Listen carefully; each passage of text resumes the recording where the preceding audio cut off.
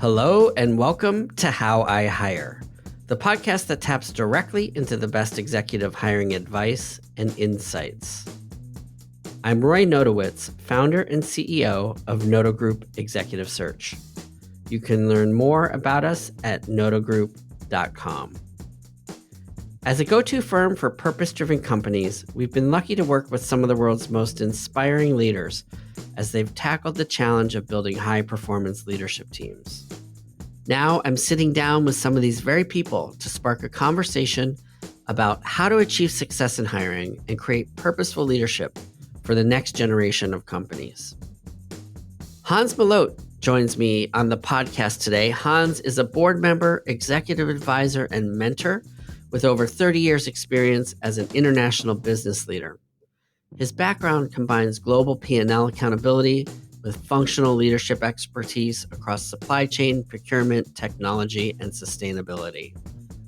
Hans began his career at Procter & Gamble in Brussels, and he spent the next 20 years at Johnson & Johnson in a variety of roles, ultimately serving as the chief procurement officer. Hans then joined Starbucks in Seattle, where he held multiple executive roles and was responsible for overseeing their supply chain. Hans will share his perspective on North American and European business cultures, and we'll talk about his servant leadership style and how those values have showed up in his hiring approach, as well as what it takes to be a modern supply chain leader. Hans, thanks so much for joining us on the podcast today. Roy, my pleasure. Thank you for having me. I've been looking forward to this conversation. So let's dive right in. I was thinking about your career, and you've had such great success at several of the largest companies and brands in the world. Can you touch on some of your career highlights and how those experiences have led you to where you are today? Yeah, Roy, thank you. First, I'm super grateful for my career. I don't think my younger self could ever have imagined the number and nature of opportunities that I've been able to pursue. I graduated many moons ago in Belgium, where I was born and raised. And my first company actually was Coopers & Lybrand. I started as an auditor and quickly realized that was not going to be my thing. So I left relatively early, took an early sabbatical, during which I did many different things, from working in a Pizza Hut restaurant to doing not-for-profit work to travel around the world.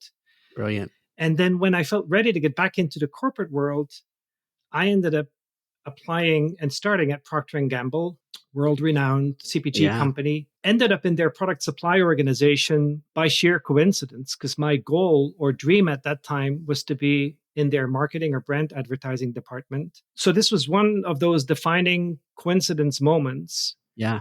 P&G, amazing company. I really had a great time, was there for a couple of years, and then ended up following a friend of mine to Johnson & Johnson, which in many ways I'd say has been the corporate love of my life, because I ended up staying at J&J for 20 years. Wow. In multiple businesses, multiple countries, and multiple roles. J&J, Johnson & Johnson, has always been the company that brought myself and my family to the US. And we came to the US in 2011 at the world headquarters in New Brunswick, New Jersey, and ended up leaving J&J to join another amazing company, Starbucks, back in 2016. And so Starbucks is the company that brought us to the West Coast. Starbucks has been another beautiful experience, has given me so many different opportunities that I'll be forever grateful for. And retired from Starbucks about a year ago, and am now pursuing my own portfolio of activities. Yeah, which is how we connected initially. That's right. I don't think I have one career highlight to share with you, because my favorite job has always been the one that I was in at that moment. Now, as I reflect further, I do think there are two things or two success factors that have probably contributed the most to my trajectory. First, a servant leadership style with a strong and constant focus on people and teams. And secondly, approaching each of my roles future backwards by upfront answering the question, what unique mark do I want to bring to this role, and what legacy do I want to leave that'll truly elevate the impact of this role inside and outside the company. Yes. So, are there specific people or experiences that have influenced or inspired your approach to leadership and hiring? I've never been very intentional about seeking mentors or about curating my own personal board of advisors.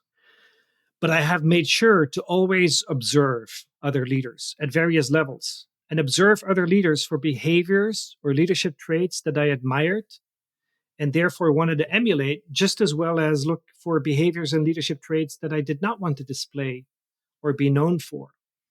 And that's helped me to be the leader that I would want to work for myself. And that's been another key guiding principle of mine throughout my career. Because think about this, very few people, probably nobody, would wake up in the morning feeling excited or thrilled or motivated to be micromanaged at work.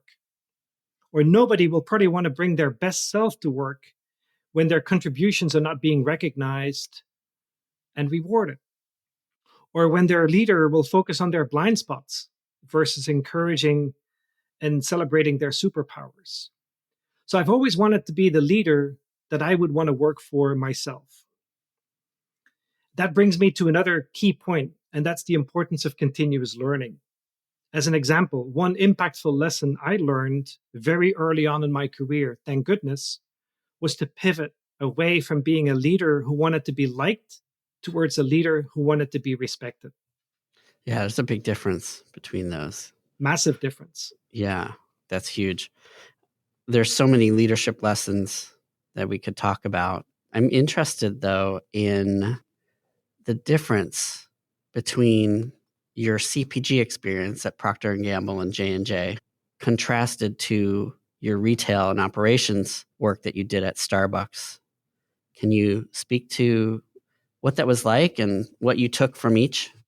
Well, first of all, there's always more similarities across industries than there are differences. And it's important to think about it that way. And here's what I mean by that, Roy. Every industry or every company, in essence, is solving for the same strategic riddles: winning the hearts and minds of consumers or winning the hearts and minds of customers, growing top line, faster speed to market, growing bottom line, all very common riddles that any company or any industry is looking to solve for. And that makes many of the experiences very transferable from one company or one industry to another.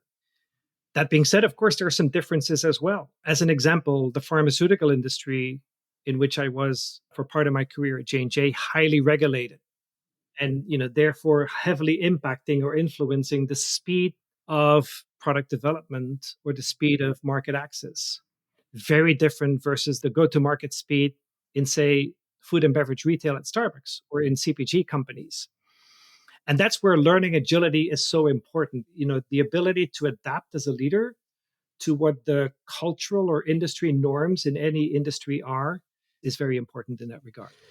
I think when you're talking about those transferable skills, fortunately, it seems like companies are much more open to different profiles and experiences these days post COVID, which is fantastic. And I think that's an important thing to call out in hiring, especially at the leadership level. I think there's so much in just being a good leader and understanding what those riddles are and then applying, I guess, common sense to working with the team to solve those problems. And so I think people can transfer those skills across industry sectors more readily than I think a lot of times people give them credit or ability to do. I think that's a really interesting thing. I'm curious if you have any stories or examples of when you landed at Starbucks that were interesting or funny or things that happened when you were sort of learning that business. 2 weeks into Starbucks, we had just announced a partnership arrangement with a company in Italy by the name of P&G. And P&G was going to help us augment and complement our food offering. And so one of the senior leaders at Starbucks called me and said, Hans, I'm going to need your help. I was leading the global supply chain for Starbucks at the time. And so this leader called me and said, Hans, I'm going to need your help standing up commissaries so we can integrate and absorb this P&G partnership deal. English is not my first language, and food and beverage English was new to me at the time. And so I interpreted commissary as commissionnaire, French word for a legal construct through which you buy and sell Oh, wow. to optimize taxes. So I said, Cliff, absolutely, I will help you. I will call the lawyers straight away and I'll mobilize a team to stand up this commissary construct. Now, I was new. Cliff wanted to be respectful and polite. So, there was silence on the other end of the phone. And I thought I was helping him and doing the best that I could until I shared that story or that phone conversation with my CFO later that day. And he looked at me, he said, Hans, do you have any idea what a commissary is? And sure enough, then I realized it was a kitchen. Yeah. And I think it's fair to say that people you do not want in the kitchen, literally speaking, are the lawyers. That's hilarious. Well, see, that's the thing, and actually it's a good insight into just different cultural experiences and language barriers and, learning a new organization. So thanks for sharing that story. You spent the first part of your career working in Europe for Procter & Gamble and J&J before coming to the US. So what are the differences that you've observed between the European and American business cultures? Yeah. I should point out that I've always worked for American corporations, albeit in mostly global or regional roles. And as a result, clearly my experiences have been heavily influenced by that beautiful cultural mosaic that the world has to offer, blended with a US corporate culture. But I can share two perspectives. First, and with the risk of oversimplifying the matter a little bit here, I do find that Europeans work to live, whereas Americans live to work. And to illustrate my point, when I would ask people in the US about their summer vacation plans, oftentimes they respond with, I'm taking a couple of long weekends here or there. Yeah. And you would never get that answer in Europe. People take 2, 3, sometimes even 4 weeks off and disconnect and spend time with family and friends. Absolutely. And so here's an example of a difference. Now, fortunately, I do sense that there is a positive trend in this regard because, when you speak to millennials or Gen Z people, they would answer it differently. Yeah. I mean, last summer, I think people, whether it was pent up demand or just a rethinking of the construct between the employer and employee relationship, or just thinking through what to prioritize, or maybe it's the younger generation helping with this as well. But it felt like the last 2 summers, last summer in particular, a lot more people were on vacation. I think partially also because people can work remotely, which is a good trend, I think. But when you came here, was that hard when you started working with US companies? It was hard. And I almost hate to admit that over the years, I've Americanized in that regard. I'll give you a second example of that difference, Roy, between Europe and the US. And this one's more personal and something that, quite frankly, I have always struggled with a little bit. As I mentioned earlier, I was born and raised in Belgium. And one of our cultural traits is that Belgians tend to be very soft spoken, very subdued, modest, don't speak up easily or naturally. In addition to that, our culture is one where you're being taught to work hard, keep your head low, go with the crowd, go with the flow, and count on good work being recognized and rewarded. And I think it's fair to say that that's very different from the American way of working, which is almost the opposite. The importance of storytelling, the importance of standing above the crowd, the importance of initiative taking is so deeply embedded. Yeah. And a behavior that is so much encouraged and wanted by many companies or by many leaders. And that has always felt very unnatural to me and something that I've always needed to encourage and remind myself of as Right. I was working in American companies and certainly in American companies in the USA. Yeah. Well, certainly you must have been super successful at that because you were able to rise and elevate to the levels that you did. Thank you. So you've made a few bold transitions in your career, moving across different industries and roles. What motivated you to make those changes? Can you share with us the reasoning behind your career path once you got on the track of operations, procurement, logistics, and retail? Well, as I mentioned earlier, little planning has gone into my career. So very few, and perhaps none of the moves that I've made were planned well in advance and were more adventurous in nature than otherwise. That being said, I've obviously always used a certain set of filters or a certain set of criteria to determine whether or not I would want to apply for a role or accept a role when offered to me. And one first filter, one first criteria has definitely been what I had mentioned earlier, the ability to shape and influence a role, the ability to bring it to a new height and level of impact. I've never been interested in a role where the expectation was to simply continue the trajectory of the incumbent. Secondly, I've always looked at the learning and growth that I would get from this role. The greater the distance between my comfort zone and this new role, the more interested I would be. I've been at my best when I at first would freak out by the thought of what this role or the responsibilities would entail. It's like fear of failure. It's very motivating. Exactly. But if you Yeah. turn that fear into positive adrenaline, Yeah. that's where you outperform yourself. And that's where you then have growth and have fun. I'm curious because thinking about the generation coming up through the ranks now and thinking about their career paths, you made the most of the path you went and you obviously had a passion for it and found it engaging. Do you think marketing would have been more so? No, I have no regrets.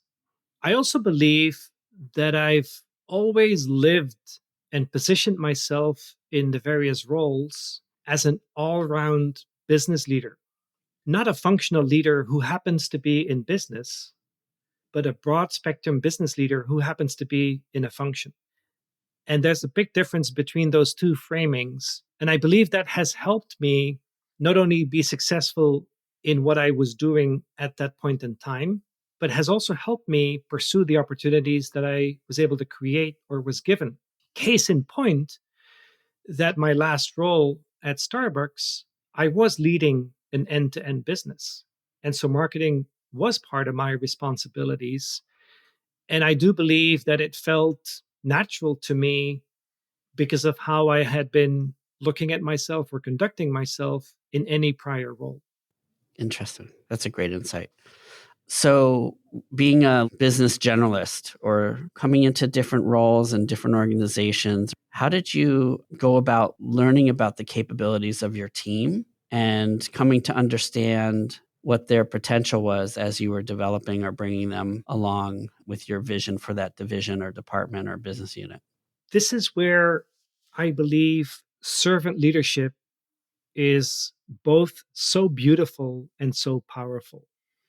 Because if you approach your role or look at your own contribution to a business or to a team through the lens of servant leadership, you're almost entirely focused on bringing out the best in others. I completely agree when others would say, don't try to be the smartest person in the room. And so, therefore, focus on asking the right questions, focus on connecting the dots, focus on driving collaboration either within your team or between your team and the rest of the business or between your company and anybody else in that company's ecosystem. And think of yourself as that conductor of the orchestra almost. That mindset, those behaviors transform yourself from a rate limiting leader to a rate determining leader. And along the way, to the other point of your question, the superpowers of your team or the superpowers of your team members, their strengths will naturally surface. And by being very observant, by being very encouraging, or by being very emotionally intelligent, you'll then be able to leverage those superpowers to the betterment of the entire team. That's fantastic. How did you keep improving or enhancing your leadership capability over time? I'll reference Johnson and Johnson and Starbucks because those are the two companies where I've spent the majority of my career. Even though the companies operate in distinctly different industries and are different in operating model, different in size, different in complexity, and what have you, they do share a couple of really important things in common. Both companies are incredibly purpose driven. That combined with a culture that is very people centric, very team focused, very collaboration focused, has given me, I think, with hindsight, very fertile ground to nurture and grow what you were describing as that servant leadership style. I do believe some of it is innate. Some of it is part of who you are, part of your leadership DNA. But obviously, the more fertile the ground and the more welcoming or encouraging or supporting your environment is, the more you can let those innate traits flourish and grow and come to life. How did those values come into play during the hiring process? How did you reinforce those values or leverage those values within individuals or your team? As a leader, you're always on an IMAX screen. Yeah. People look at you in a magnified way. They look for clues, whether it's verbal clues or non-verbal clues. They look at your body language. They look at whether you're leaning into a conversation. They're looking at your facial expression. They analyze your words more than you realize. And so you're always on an IMAX screen. And what that means is that you always have to be on, or better yet, you always have to be on in the most authentic possible fashion. Because make no mistake, when you're non authentic, when you're acting a leadership role, people will see through that in a nanosecond. And so if you come to work in an authentic way, if you're your authentic self as a leader, I believe, Roy, it has a multiplying effect. Positive leadership is incredibly contagious, and people will emulate your behavior, your philosophy, your style more than you might realize, because again, they see it on an IMAX screen. I do believe that the best way to set the right tone within your organization or within your team, and certainly within your leadership team, is to be as authentic as you possibly can be. Anything else will just work against you and work against the team. Across the different industries and roles that you've had, what were some of the essential through lines in terms of the strategy as it relates to talent development and hiring specifically? I've had the great fortune of being able to work at companies that were very focused with patients and consumers in the case of J&J and customers and store partners in the case of Starbucks.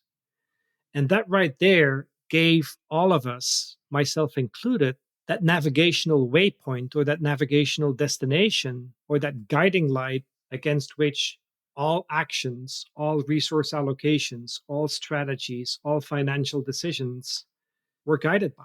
And that, in so many ways, makes it easy or easier to not only pursue strategies, but also to attract, retain, motivate, and grow talent and leadership. Because when you can be bonded by or unified by a common mission and purpose, it makes it so much easier to accomplish the task at hand.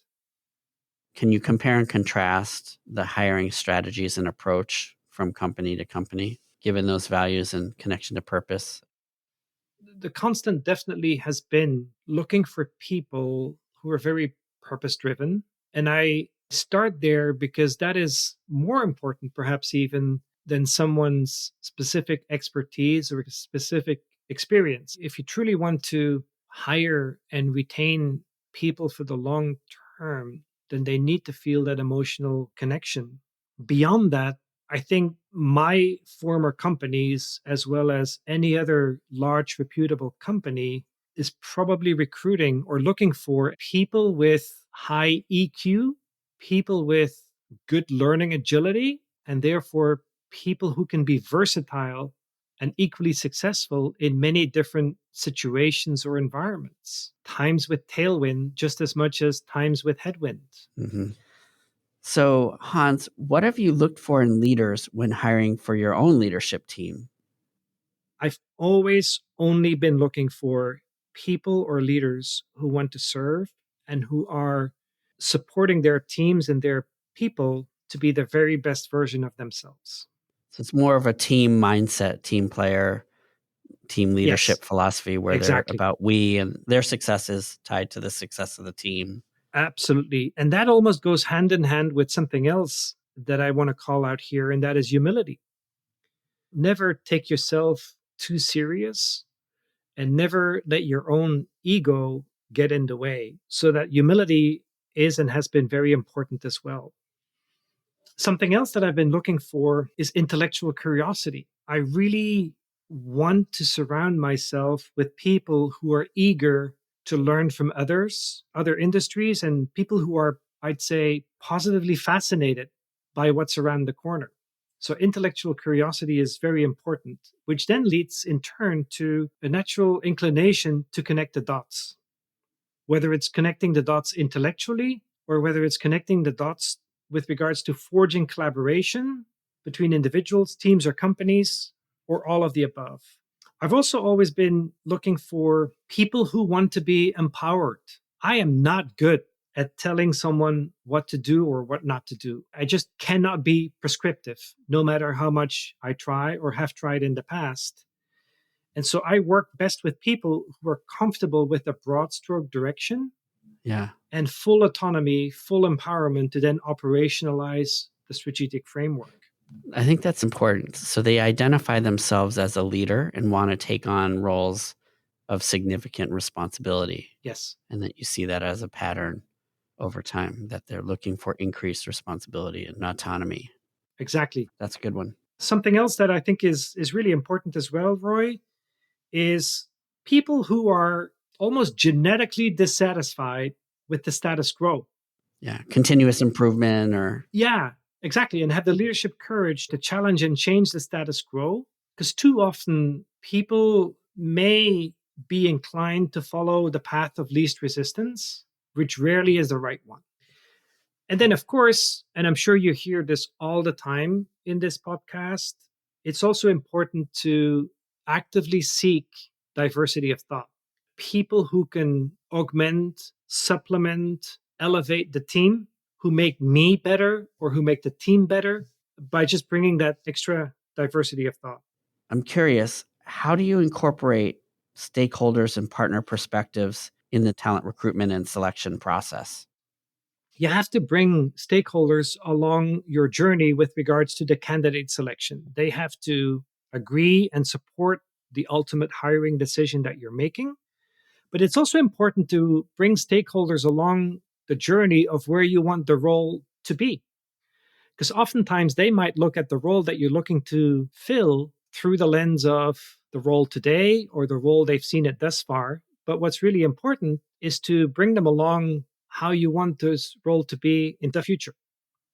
Any interview process, especially with external candidates or candidates from another region or another division in the company, it's very important to give these candidates the opportunity to see as many leaders and executives as possible so they can ask questions, they can look at those meetings or those interviews as further data points on their due diligence and really get a good feel for what the company's like, what the culture's like, and what the leadership is like. Because, we have to remind ourselves that we're not just interviewing candidates, Yes. candidates are also interviewing Right. companies. And that's where stakeholders can help. Exactly. That's a great call out. So, Hans, tell me about your approach to interviewing and what you look for when recruiting and evaluating talent. What I seek for the most is people's experiences as opposed to their expertise.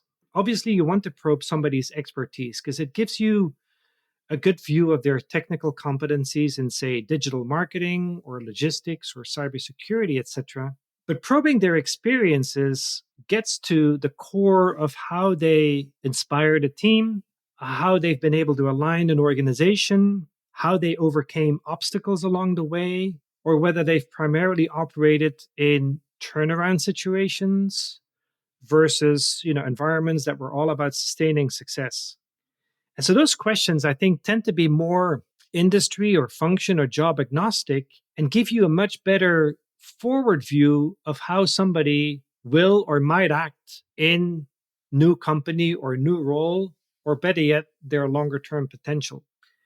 I've also talked about learning and intellectual curiosity and one's inclination to connect the dots as something that I have valued or do value quite a bit. So, questions around learning and people agility are probably always going to be a part of my interview.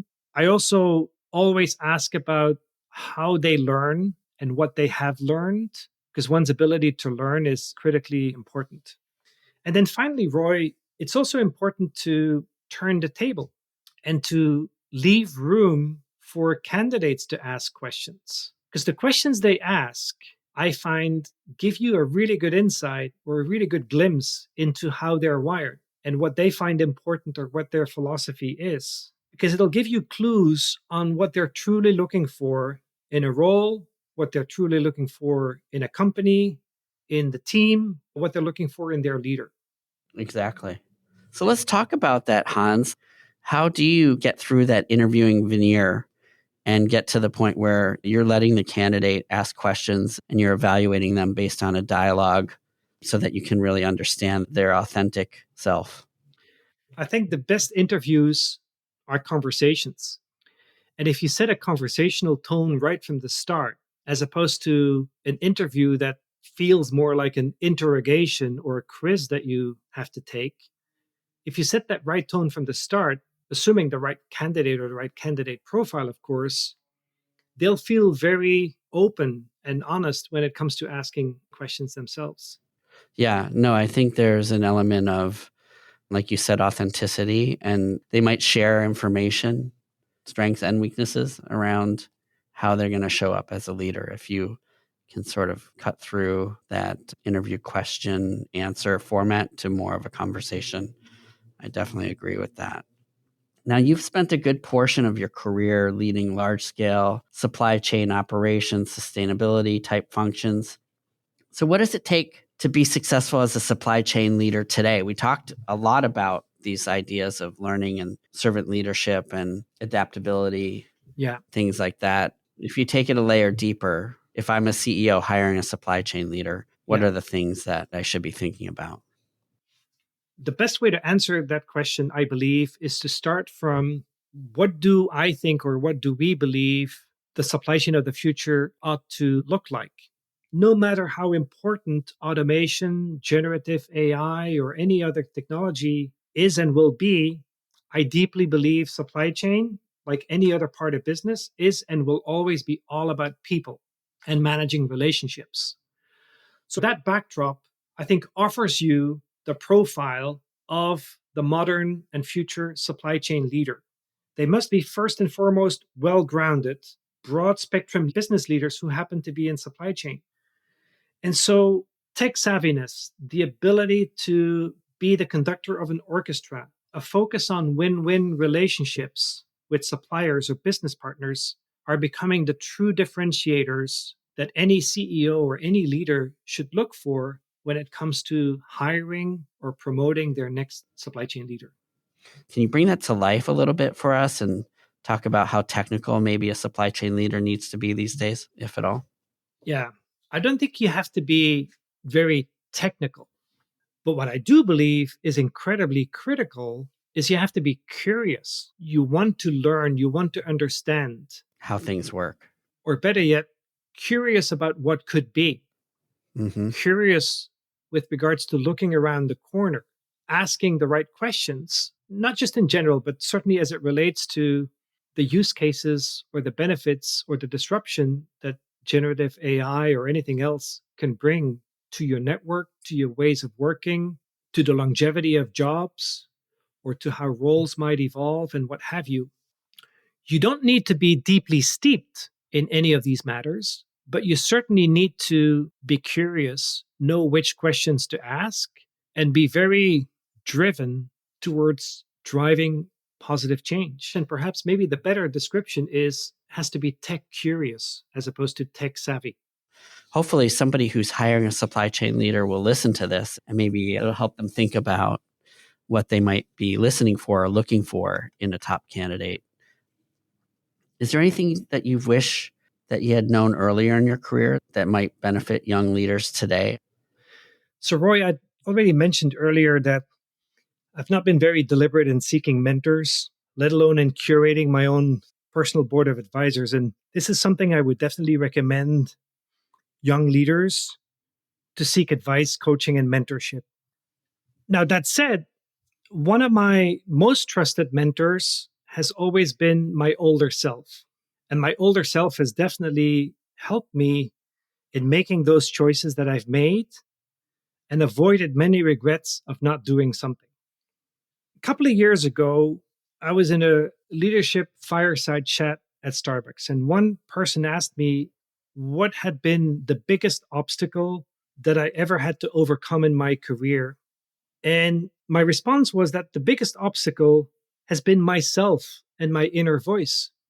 As a perfectionist and somebody who tends to overthink, I cannot count the hours, Roy, or the days or the weekends where I overanalyzed an email, over replayed a meeting or a situation with a coworker or a leader. And of course, as inner voices tend to do, they talk you down. They are your worst critic and oftentimes turn a complete non issue Yeah. into a major issue in your own head. Yeah.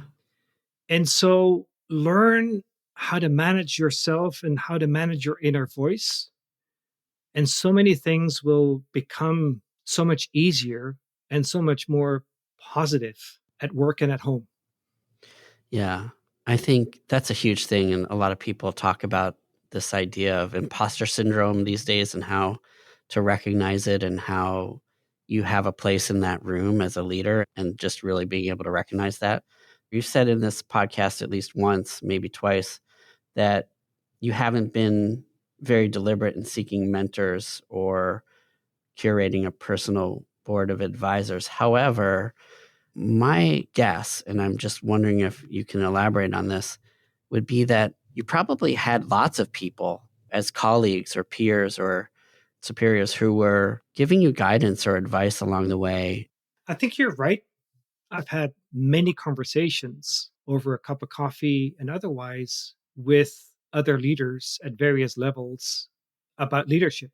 And that has helped me tremendously in so many different ways. But at the same time, I think I've actually learned at least as much, perhaps more, from observing people. When people would be on stage, when people would be participating in a meeting or leading a meeting, or when watching how leaders would walk through the hallway or would roam the building. And so that constant observing of leaders has given me a master class in leadership with a value at least as much as formal mentorship. Is there anything specific that you've learned, for example, from Howard Schultz or leaders like that that are so iconic? Yeah. One very important lesson, Roy, that I've learned is to always be in the moment. Make sure that anybody you're meeting with as a leader feels very important and feels seen and heard. That you're present with. Absolutely. Yeah. The reality is that the more senior you are in a company, the more likely you may be that other person's most important meeting of the day. Yeah. A meeting that they've been prepping for, a meeting where they've worked long on putting their slides or their storyboard together. And that right there deserves your attention. And that right there almost obligates you to give them that respect and attention that they have been looking for. Not only because they deserve it, because also they will then pay it forward. They will emulate your behavior or your leadership style because it is very contagious. I love that. So you retired from Starbucks in 2022. I'm interested if you could just share what you've been up to since then and what's next for you. What are you excited about as you think about the future? So, my personal strategic plan contains 3 hashtags. Hashtag personal reinvention, hashtag give back, and hashtag YOLO, you only live once. And so I let myself be guided by those 3 hashtags. in that I deliberately seek new experiences. This includes, but is not limited to, serving on boards in distinctly different industries or stages of maturity. It includes to learn about the venture capital and private equity world, working with startups, including making select investments myself. And then, of course, I want to give back. Life has been incredibly good to me, and I feel very lucky and privileged for the companies, teams, and people that I've been able to work with. And as a result, I feel a deep sense of responsibility to share my experience and hopefully some wisdom along the way with other executives or individuals or companies. And then, of course, as far as YOLO, you only live once, is concerned, time in life is finite.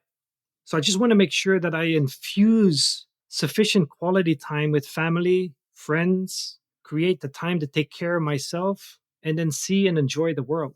So that's what I'm up to. Thank you for sharing that. There's that author, I think we've talked about him in the past, Arthur Brooks. Yeah.